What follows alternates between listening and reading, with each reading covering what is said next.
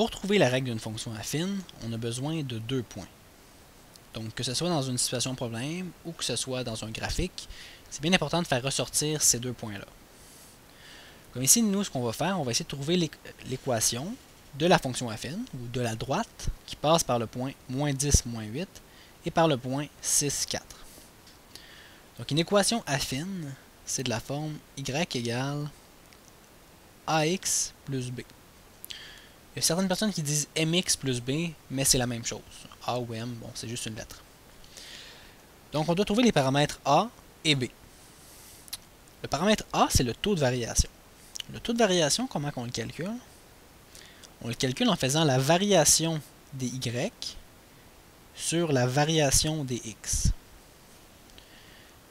La variation des y, c'est simplement combien est-ce qu'on a varié en y, donc en faisant y2 moins y1, on va le trouver, sur combien est-ce qu'on a varié en x, x2 moins x1. Donc, le plus important, c'est de se rappeler de faire les y sur les x, il ne faut pas se tromper. Donc l'ordre n'a pas d'importance, l'important c'est qu'on aille dans le même sens. Fait que, par exemple, si je commence avec ce y-là, je fais moins 8, moins l'autre y, moins 4, sur, mais là il faut que j'aille dans le même ordre, moins 10, moins 6. Comme ça. Et là, on calcule, moins 8, moins 4, ça donne moins 12, moins 10, moins 16, ça donne moins 16. Donc, maintenant on peut réduire la fraction que ça nous a donné.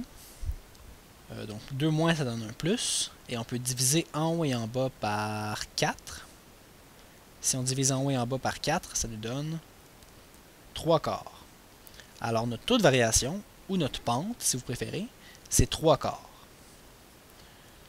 Donc, c'est simplement ça, 3 quarts, ou si vous préférez, vous pouvez le mettre en nombre décimal, ou 0,75. Mais je vous conseille de vous habituer à travailler avec les fractions, c'est plus pratique. Bon. Donc, on a trouvé le paramètre A, on peut le remplacer dans l'équation. On a maintenant y égale 3 quarts x plus b. Pour trouver notre paramètre b, qui est l'ordonnée à l'origine, on doit remplacer x et y par un couple de valeurs qu'on connaît. Donc ici, on en a 2 couples de valeurs. On pourrait prendre n'importe quel des deux. Je vais y aller avec le 6, 4. Alors, on remplace x et y par 6, 4. Donc, le y devient 4. Le x devient 6.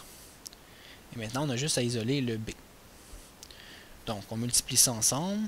4 égale 18 quarts plus b.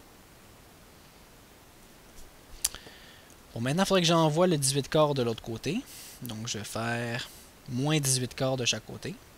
4 moins 18 quarts est égal à b.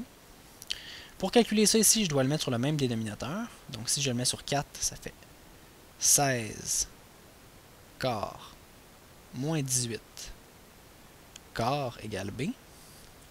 Et je trouve finalement 16 moins 18 moins 2 quarts égale b. Alors, si on simplifie, eh bien, b, c'est moins une demi, simplement.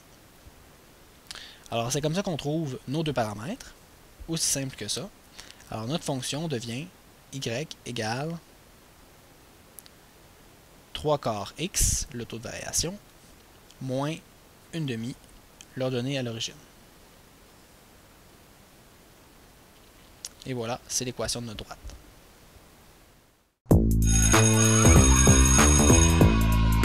Il y a des jours où on a vraiment besoin d'un coup de pied pour faire nos devoirs, mais il y a des moments où on a surtout besoin d'un coup de main. Pour ça, il y a Allo Prof, des enseignants super cool répondent à tes questions du lundi au jeudi de 17h à 20h. Tu peux les rejoindre par téléphone au 1-888-776-4455 ou dans leur cyberclasse sur alloprof.qc.ca. Et la bonne nouvelle, C'est que c'est gratuit. profites-en! Profites-en!